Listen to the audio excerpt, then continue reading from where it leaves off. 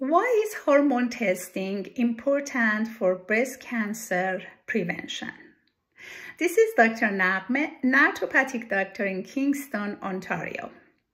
Around 3 out of 4 breast cancer cases are hormone receptor positive, meaning that extra hormone in the body can go and sit on top of the cancer cells, act like a feeding fuel, and helps cancer to grow more in the body. Our hormones are constantly metabolized and excreted through liver detoxification pathway. But what about if liver pathways are not working properly?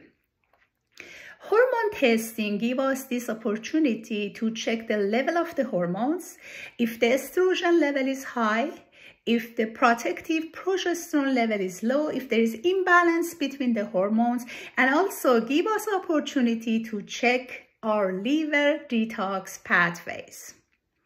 Especially for patients who have a strong family history for breast cancer, hormone testing is even more crucial because hormonal factors can significantly multiply the inherited risk in these patients. If you would like to know more about hormone testing, if you want to see if you are a good candidate for hormone testing, we can have a 15 minutes complimentary call together and discuss more.